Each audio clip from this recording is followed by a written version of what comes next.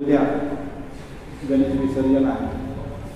आज ईदचा दिवस आहे, ईद उल फितर।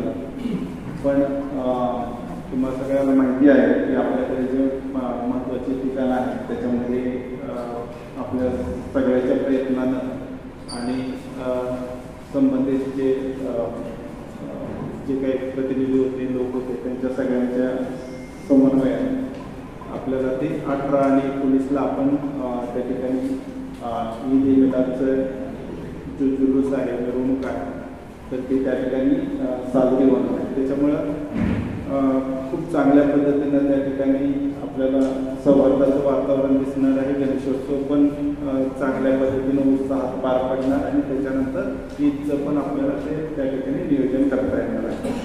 साधारण जिल्ह्यामध्ये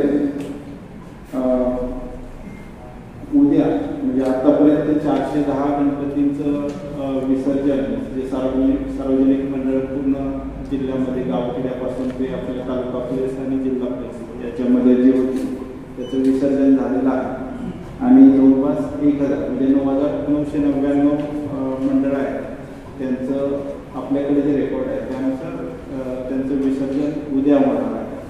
आणि त्याच्यानंतर 12वा 13वा आणि 14व्या दिवस असे 76 मंडळांचं विसर्जन त्या ठिकाणी होणार आहे गणेशोत्सव।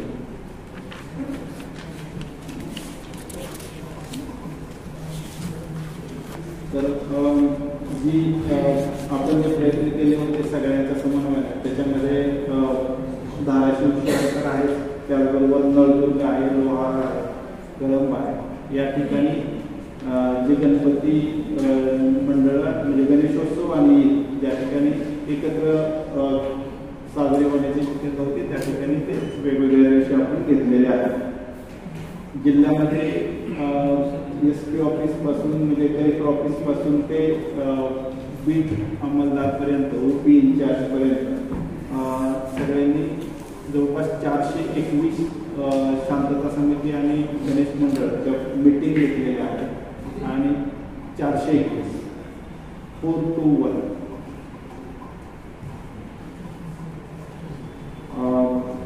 मोहल्ला समितीच्या 161 बैठका घेतल्या। म्हणजे हे तर आकडेवारी आहे, पण ह्या सगळ्यांमध्ये एक आपण लोकांपर्यंत पोहोचणे, त्यांच्यापर्यंत सगळ्या बाबींची जाणीव करून देणे, ज्या अवेअरनेसच्या गोष्टी असतील त्या त्यांच्यापर्यंत पोहोचवणे आणि त्यांना एक चांगल्या उत्साहात पण कायद्याच्या चौकटीत राहून हे उत्सव साजरे करावे याच्याबद्दल आपण त्यांना आवश्यक ते आवाहन केलेलं आहे, आवश्यक त्या सूचना दिलेल्या आहेत आणि अपेक्षा आहे की त्या पद्धतीनं ते जवळपास 1500 लोकांवर वेगवेगळ्या प्रिव्हेंटिव्ह ॲक्शन्स केलेल्या आहेत। आणि जे आपल्याला वाटतात ज्याच्यामुळे इश्यूज आहेत किंवा ज्यांचे अगोदरचे काही रेकॉर्ड आहेत अशा लोकांवर आपण त्या प्रिव्हेंटिव्ह ॲक्शन केलेल्या आहेत। सगळ्याच्या समन्वयानं प्रत्येक जिल्हा स्तरापासून गाव पातळीपासून ते तालुका पातळीपर्यंत सगळ्यांना आपण सगळ्या प्रशासकीय यंत्रणांनी त्या ठिकाणी जाऊन प्रोसेशन ग्रुप म्हणजे मिरवणुकीचे मार्ग वगैरे असतील त्याच्यावर पाहणी करून आवश्यक उपाययोजना करण्याचा प्रयत्न केलेला आहे। मला असं वाटतं की त्याच्यामध्ये सगळ्या हे नाही झाल्या, पण मॅक्सिमम आपण सगळे प्रयत्न केलेले आहेत आणि त्या ठिकाणी योग्य पद्धतीनं हे उत्सव सण आणि मिरवणुका पार पडतील अशा अपेक्षा आहे। जिल्ह्यामध्ये 37-1-3 म्हणजे जमावबंदीचं त्या ठिकाणी माननीय जिल्हाधिकारी महोदयांच्या आदेशानुसार ते लागू आहे। साधारण उद्याचा दिवस आणि इथून पुढे जे ईद पण साजरी होणार आहे त्याच्यासाठी आपण पूर्ण जिल्ह्यामध्ये एकूण 5 DYSP जवळपास 120 PI पासून PSI पर्यंत दर्जाचे अधिकारी, 1350 पोलीस कर्मचारी, याच्यामध्ये पुरुष पोलीस कर्मचारी आणि महिला जवान महिला कर्मचारी असे त्या ठिकाणी कार्यरत असतील। दंगल नियंत्रण पथक, QRT, SRPFचं प्लाटून असे त्या ठिकाणी कार्यरत असतील आणि वेगवेगळ्या वेगवेगळे स्ट्रायकिंग फोर्स आपण स्ट्रॅटेजिक लोकेशन्सला देतोय. दंगल नियंत्रण पथक आणि जलद प्रतिसाद QRT म्हणतात, जलद प्रतिसाद पथक.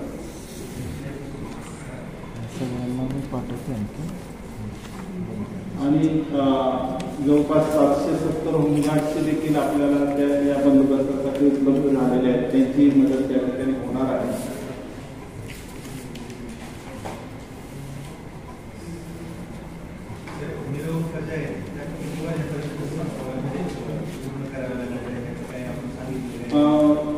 बारा वाजेपर्यंत साधारण अनंत चतुर्दशीच्या दिवशीचा नियम आहे आणि सगळ्याला आव्हान आहे की त्याच्यात त्या मिरवणुका संपवाव्या आणि ज्या संपणार नाहीत त्याच्यानंतर त्यांना ते आवाजाची मर्यादा जी आहे ती पाळावी लागेल आणि तिथून पुढे विसर्जनाची जी प्रक्रिया आहे ती पूर्ण करावी.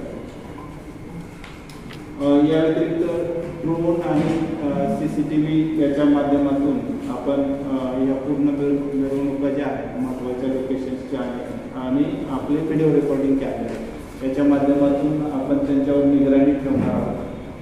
हे शांततेत होईल यासाठीचे सगळे प्रयत्न त्या ठिकाणी असणार आहेत. काही जण दारू पिऊन वगैरे मिरवणुकीमध्ये सामील होतात तर त्यासाठी ब्रेथ ॲनालायझर म्हणजे ते आपल्याला डिटेक्ट करता येतं की ते दारू पिलेत किंवा नाही, तर ते देखील पथक त्या ठिकाणी कार्यरत असेल. नॉईज लेवल मीटरचं पथक त्या ठिकाणी कार्यरत असेल आणि जी आवाजाची मर्यादा माननीय सुप्रीम कोर्टाने जी घालून आहे त्यानुसार जे पाळणार नाही त्यांच्यावर देखील कारवाई करण्याची आमची तयारी आहे. या व्यतिरिक्त सगळ्यात महत्त्वाचं जे चॅलेंज आजकाल आहे, सोशल मीडियावर जे अफवा वगैरे पसरवतात, तर अशा लोकांना मात्र माझं खूप सक्त त्या ठिकाणी सूचना आहे. म्हणजे आपल्या माध्यमातून आव्हान पण आहे की कुणी कुठलीही गोष्ट व्हेरीफाय केल्याशिवाय त्या ठिकाणी कुठं फॉरवर्ड करू नये. स्वतः त्या ठिकाणी हे खरं आहे किंवा जे काही ते फॅक्ट्स येतील, कारण काय होतं की कुठेही कुठलीही घटना घडते त्याचे आपले फॅक्ट्स माहिती नसताना जर कोणी काही केलं आणि इतर कुठल्या समाजाच्या कुठल्या धर्माच्या भावना दुखावल्या तर त्याच्यामुळं मोठ्या प्रमाणात प्रॉब्लेम त्या ठिकाणी होऊ शकतात. तर याच्यामुळं माझं सगळ्या लोकांना आपल्या जनतेला आव्हान आहे की आपल्या माध्यमातून की सोशल मीडियावर फक्त ह्या सणापुरतंच नाही, इथून पुढे देखील खूप सतर्क असावं. ज्या पण आपण कुठल्याही ॲक्टिव्हिटी करतो, कुठल्याही पोस्ट फॉरवर्ड करतो, तर त्या कृपया कृपया कृपया व्हेरीफाय केल्याशिवाय त्यांनी करू नये. आणि निश्चितपणे जर त्याच्यातनं काही कुठले इतर काही दुष्परिणाम किंवा इतर कुठली मोठ्या घटना घडल्या तर त्याच्यावर कठोर कठोर कारवाई केली जाईल. म्हणजे आता अजून ते आलेलं नाही नोटिफिकेशन, पण ते आम्ही हे करू आणि 12 वाजेपर्यंत अनंत चतुर्दशीला असतं. त्याच्यामुळं 12 हे गृहीत धरावं लागेल. या व्यतिरिक्त काही ठिकाणी दुर्घटना घडतात गणेश विसर्जनाच्या वेळी. काही जवान हे ते त्या ठिकाणी पाण्यामध्ये बुडू शकतात. तर जे महत्त्वाचे ठिकाण आहेत त्या ठिकाणी आपण आपत्ती व्यवस्थापनच्या टीम ठेवलेल्या आहेत. या व्यतिरिक्त त्या ठिकाणी जे स्विमर आणि डायव्हर्स असतात म्हणजे पोहणारे असतात आपले, तर ते आयडेंटिफाय करून त्यांचे देखील फोन नंबर्स वगैरे उपलब्ध करून एक ग्रुप तयार केलेला आहे. त्या माध्यमातून आपण तो देखील प्रयत्न जेणेकरून कुठली दुर्घटना घडू नये, जीवितहानी होऊ नये, हे सगळे प्रयत्न त्या ठिकाणी आहेत. मागच्या 10-12 दिवसात या गणेशोत्सव आणि ईदच्या पार्श्वभूमीवर आपण जवळपास 100 दारूबंदीच्या केसेस त्या ठिकाणी केलेल्या आहेत आणि इथून पुढे देखील हे ड्राईव्ह सुरू राहतील. ह्या सगळ्या पार्श्वभूमीवर एक परवाची वाशीमध्ये एक खूप चांगलं एका मंडळाच्या सतर्कतेमुळं एक दरोड्या घालण्यासाठी एक टीम आली होती. काही मुलं आली आणि त्यांच्याकडे जी गाडी होती ती देखील चोरीची होती, ती तामलवाडीतून चोरी झाली होती. तर मंडळाच्या सतर्कतेमुळं आणि आपल्या लोकांच्या लगेच दिलेल्या रिस्पॉन्समुळं आपल्याला त्या ठिकाणी त्याच्यातल्या 3 आरोपींना पकडता आलं. त्यांच्याकडे गाडी आणि या व्यतिरिक्त जे चटणी आहे किंवा इतर असं साहित्य त्या ठिकाणी आपल्याला त्यांच्याकडे मिळालं. आणि हे मी थोडक्यात ह्याच्यासाठी सांगतो की आपलं म्हणजे सतर्कता किती कामी आहे, तर ते खूप चांगलं ते कौतुकास्पद बाब आहे. तर या चांगल्या गोष्टी या ठिकाणी घडतात आहेत. आम्ही काही आव्हान पण केलेले आहेत सगळ्यांना, तर ते शेवटच्या पेजवर ते आव्हान आहे. अशी अपेक्षा आहे की जे सण उत्सव आहेत ते निश्चितपणे आनंदात उत्साहात साजरे झालेच पाहिजेत, पण त्याचबरोबर ते जी कायद्याची चौकट आहे त्या चौकटीत देखील राहून साजरे झाले पाहिजे, जेणेकरून हे मिरवणुकीसाठी असतील किंवा देखावे पाहण्यासाठी असतील जे महिला येतात, लहान मुलं येतात, त्यांच्याबद्दल काही गैरकृत्य घडू नये किंवा इतर धर्माचे कुठल्या भावना दुखावल्या जातील असं कुठलं गैरकृत्य घडू नये, यासाठी आम्ही सगळ्याला आवाहन केलेलं आहे की ह्या सगळ्या दक्षता पाळाव्या आणि त्या ठिकाणी खूप चांगल्या पद्धतीनं पण कायद्याच्या चौकटीत राहून हे उत्सव साजरे करावे. सोशल मीडियावर कुठल्याही पोस्टवर किंवा कुठल्याही अफवांवर लोकांनी विश्वास ठेवू नये. जे निर्देश त्या ठिकाणी दिलेले आहेत, जे मिरवणुकीचे मार्ग आहेत, जे टायमिंग आहे, हे सगळं त्या ठिकाणी मंडळांनी पाळावं. जे DJ किंवा इतर माध्यमातून जे काही कायद्याचं उल्लंघन होणार आहे ते होऊ नये यासाठी सगळ्यांनी दक्षता घ्यावी. विनाकारण त्या माध्यमातून परत प्रशासन आणि मंडळ याच्यामध्ये कुठला परत त्या ठिकाणी कॉन्फ्लिक्ट होऊ नये. आमची कुणावर विनाकारण कारवाई करायची अजिबात इच्छा नाही किंवा कारवाईसाठी आम्ही त्या ठिकाणी विनाकारण उत्साही नाही आहे, पण जर असं कुठलं काही घडत असेल तर निश्चितपणे त्याची गंभीर दखल घेतली जाईल आणि कठोर कारवाई केली जाईल. विशेषतः छेडखानी कोण करत असेल, इतर दारू पिऊन कुठला गैरकृत्य करत असेल तर याची मात्र अतिशय कठोर दखल त्या ठिकाणी घेतली जाईल. आणि नवीन जे एक आलेलं आहे त्याच्यामध्ये लेझर लाईट, प्लाझ्मा, हे जे बीम लाईट, तर हे खरंच म्हणजे हे मॅनेस म्हणजे अतिशय वाईट आहे आरोग्यासाठी. तर हे माझं सगळ्यांना आव्हान आहे. DJ असेल, लेझर लाईट असतील, ह्याच्यानं खूप दुष्परिणाम होतात आणि हे लॉंग टर्म होतात. तर हे ह्याच्यापासून परावृत्त राहावं सगळ्यांनी. सगळ्या मंडळाने विशेषतः दक्षता घ्यावी आणि प्रशासनाला सहकार्य करावं. प्रशासन निश्चितपणे तुमच्यासाठी आहे, सगळ्यांसाठी, जनतेसाठी आहे, पण प्रशासन कायद्याचं पालन देखील त्या ठिकाणी करण्यासाठी आहे. सर, लेझर लाईटवर लगेच म्हणजे कारवाई करणार तर मिरवणुकीच्या संपल्यावर कारवाई करणार? कारण दरवेळेस काय होतं, मिरवणुकीच्या संपल्यावर ते DJवर आपण बसवतो. जर मिरवणुकीमध्ये जर कारवाई केली तर ती म्हणजे त्वरित पण होईल. आमचे सगळे प्रयत्न राहतील जेणेकरून अगोदर पण आणि नंतर पण. अगोदर सुद्धा निश्चितपणे आव्हान पहिलं आम्ही करणार, जेणेकरून त्यांनी त्याच्यातून ऐकावं. हे प्रशासनासाठी नाही तर हे सगळ्यांच्या आरोग्यासाठी आहे, याची त्यांनी जाणीव करून घ्यावी आणि त्याच्यापासून परावृत्त व्हावं. चांगल्या गोष्टी निश्चितपणे आहेत, विधायक आहेत, त्याला म्हणजे चांगले देखावे असतील, चांगले शो असतील, रोड शो असतील, ते त्यांनी ठेवावे आणि समाजविधायक ज्या गोष्टी असतील त्या कराव्या असं आमचं आव्हान आहे. पण जे पण चुकीचं घडेल त्या ठिकाणी प्रशासन करावे. तर पूर्वी सार्वजनिक उत्सव जर असतील तर त्यावेळेस पोलीस विभागामार्फत जिल्ह्यामध्ये हाती होते, शेतपोस्ट उभारले जात होते, जेणेकरून ते DJ मोठे वादळ जे बाहेर येतात त्यांना जागेवर स्टॉप करून ते पाहिजे त्या तिथं त्याला पोलीस स्टेशनमध्ये दिलं जात होतं. त्यामुळे जिल्ह्यामध्ये मग त्या काळामध्ये DJचं प्रमाण बंद झालं होतं. मात्र परत हे सुरू झालं, तर आज परत शेतपोटी सुरू करून त्याचं कारवाई होणार आहे का? असं काय सगळे प्रयत्न राहतील एवढं मी निश्चित सांगतो. सर, संख्या आहे ती संख्या सुद्धा शेवटच्या दिवशी ती पण तुम्ही सांगताय, म्हणजे प्रेस नोट दररोज येते, पण त्यात संख्या सांगायची सुद्धा तसदी त्यात आपल्याकडून आपल्या विभागाकडून आणि पोलीस स्टेशनला फोन केला तर काही माहितीच मिळत नाही. म्हणजे पत्रकारांच्या आतापर्यंतच्या बातम्यांचा जो विषय असायचे की बाबा जिल्ह्यात किती गणपती बसवले गेले, त्यानंतर एक गाव एक गणपती कुठं कुठं आहे, त्या अनुषंगानं म्हणून जे काही असायला पाहिजे प्रेस नोट किंवा अवेअरनेस, तर तो गणपती म्हणून तुम्ही कायदा सुव्यवस्था शेवटच्या दिवशी प्रेस घेऊन सांगायला हे मला मान्य आहे.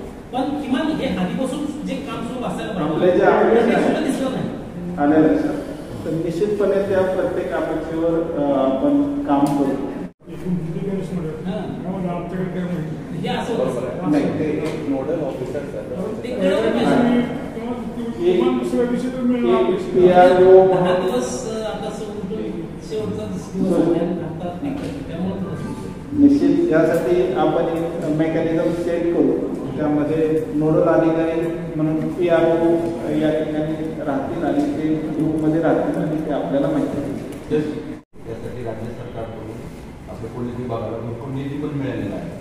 पण मध्यंतरी आता विचार केला टेक्निकल काहीतरी इश्यू होता म्हणून ते सांगण्यात आलं.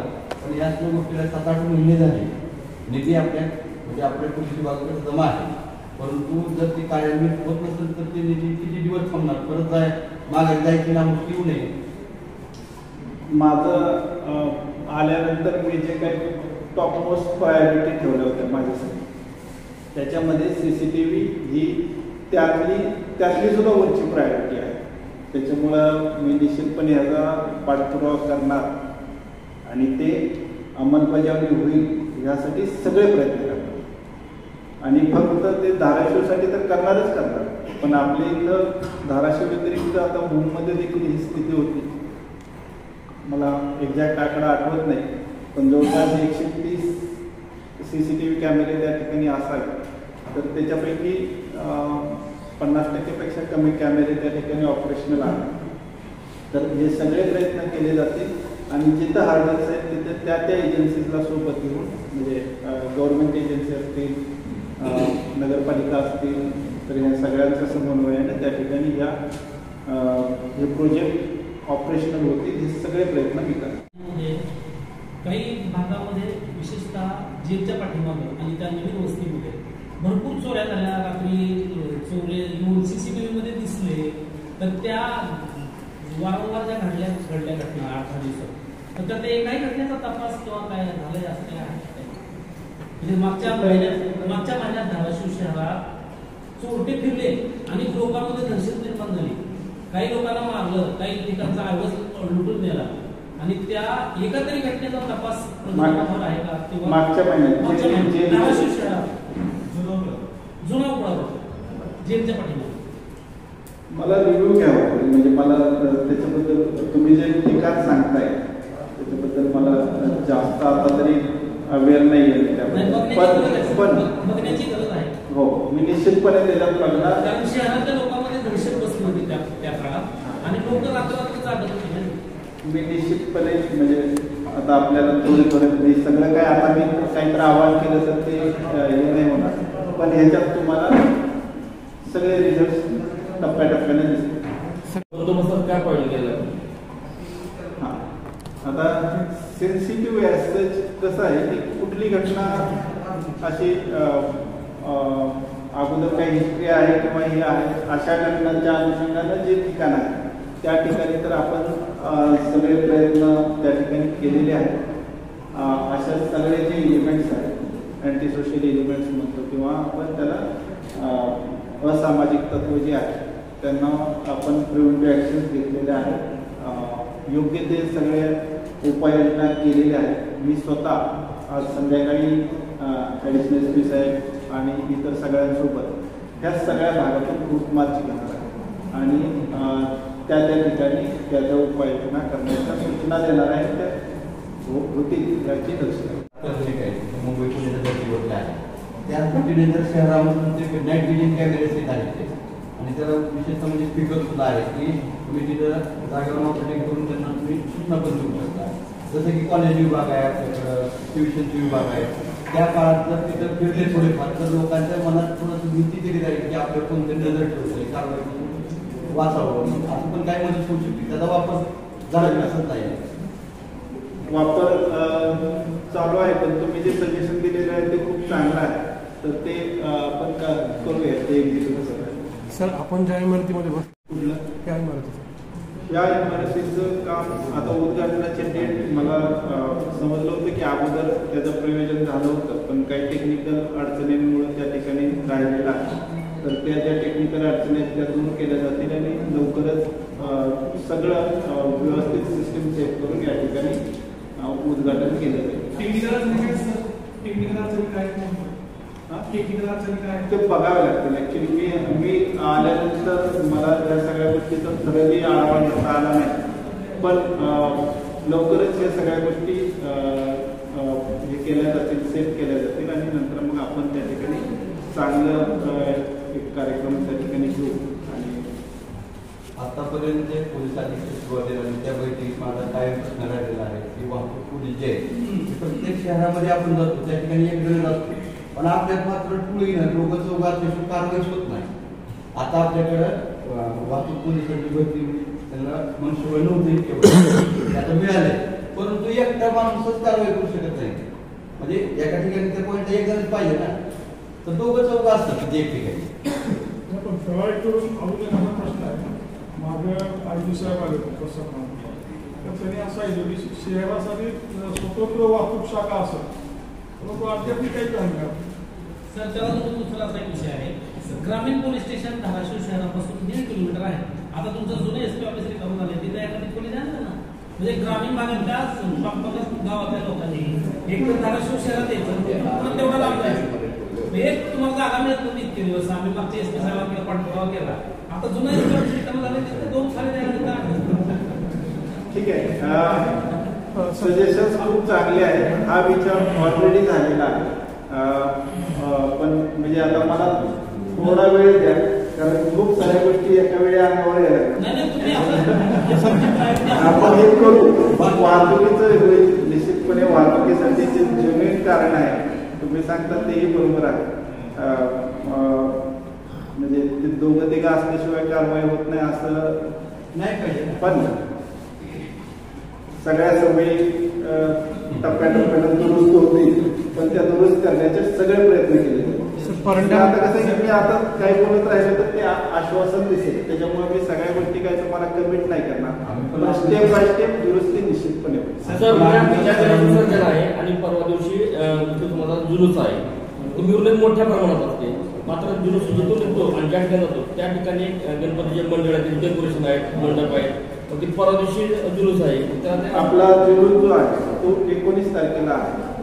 तो रूट मी स्वतः अगोदर एकदा ठरलेला आहे. आज परत त्या ठिकाणी जाणार आहे.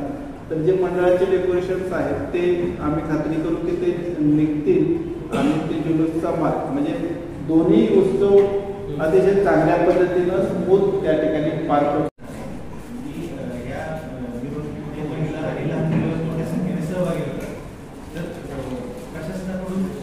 महिला पोलिसांची संख्या किती आहे किंवा रेशो कसा असणार आहे? 10 पुरुष असतील तर महिला किती असतील असं काय आहे का? किंवा ज्यांना काही अडचण येते तर तक्रार करण्यासाठी आपण काही स्पॉट ठेवलेले आहेत? आता छेडछाडी विरोधी पथक एक त्या ठिकाणी कार्यरत आहे. त्याच्यामध्ये आमच्याकडे जे सेल आहेत महिलांचे त्या अधिकाऱ्यांना आम्ही फक्त तेच काम दिलेलं आहे. या व्यतिरिक्त LCBचे 2 पथक असतील आणि DSPचे 2 पथक असतील स्पेशल ब्रँच. आणि तुम्ही म्हणता तो रेशो तर एक्झॅक्ट आता माझ्याकडे नाही आहे, पण महिला कर्मचारी आणि महिला अधिकारी जे असतील ते त्या ठिकाणी उपलब्ध असतील आणि निश्चितपणे हे जे तुम्ही सांगता याची दखल त्या ठिकाणी घेतली. सर परंड्यामध्ये जो प्रकार घडला त्या संदर्भात पुढे काय अपडेट नाही? हां, तर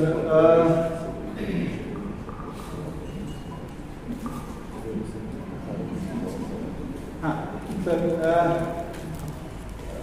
ह्या व्यतिरिक्त ह्याचं हे संपलं असेल तर आपण तो मुद्दा वर मी 1 मिनिट फक्त बोलेल. सायलेन्सरवर तर कधीच कारवाई झाली नाही.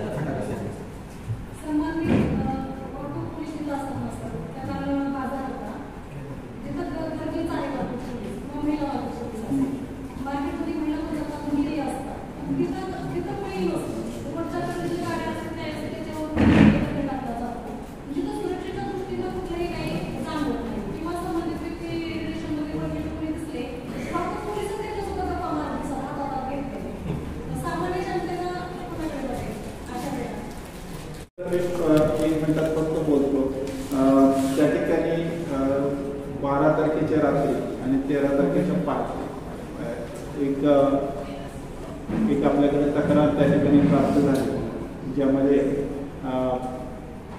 या ठिकाणचे जे श्री धनंजय सावंत साहेब आहेत त्यांच्या घरासमोर त्या ठिकाणी गोळीबार झाल्याची तक्रार आपल्याला प्राप्त झाली. रोडवर 3 खाली कार्ट्रेज खाली केस म्हणतो आपण त्याला, जे फायर केल्यानंतर राहतं ते त्या ठिकाणी मिळालेले आहेत आणि त्या अनुषंगानं गुन्हा दाखल केलेला आहे. त्याच्यात आपण कालच मी त्या ठिकाणी एक विशेष तपास पथक त्या ठिकाणी आदेश केलेला आहे. त्या तपास पथकाचे प्रमुख धूमचे DYSP राहतील आणि त्यांच्या तपास पथकामध्ये स्थानिक गुन्हे शाखेचे अधिकारी, तांत्रिक ज्या बाबी आहेत त्या बाबींचा ॲनालिसिस करण्यासाठी टेक्निकल विंगचे अधिकारी आणि लोकल अधिकारी जे त्या ठिकाणी असतील आणि या घटनेची आम्ही अतिशय गंभीर दखल घेतलेली आहे आणि निश्चितपणे त्या ठिकाणी त्या गुन्हा डिटेक्ट करण्याचे सगळे प्रयत्न केले. 3 सापडले 4 सापडले. खंडेश्वरवाडीचे शेतकरी तलावात काढले, शेतकऱ्यांना दिले परवा. आता एक गोष्ट याच्यावर अजून कोणाला काही प्रश्न आहे? सर, 3 सापडले का 4 सापडले? 3 सापडले 4 सापडले? कारण धनंजय सावंत यांनी सांगितलं की 4 सापडले. अगोदर 3 सापडले होते, नंतर 1 सापडले. सर, परांडा प्रकरणामध्ये काही CCTV हाती आले पोलिसांच्या, त्यामध्ये काय आरोपी दिसत आहेत का काय? सगळ्या गोष्टी मी आता या ठिकाणी रिव्हील करणार नाही आपल्या पुढं, कारण थोडंसं टेक्निकली त्या ठिकाणी बघावं लागेल. आम्हाला काही CCTV फुटेज मिळालेले आहे, पण आमचा सखोल तपास त्या ठिकाणी सुरू आहे. महाराष्ट्रातील ताज्या बातम्या पाहण्यासाठी आमच्या YouTube चॅनेलला सबस्क्राईब करा. इंस्टाग्राम आणि फेसबुकवर हा व्हिडिओ पाहत असाल तर फॉलो करायला विसरू नका. धन्यवाद.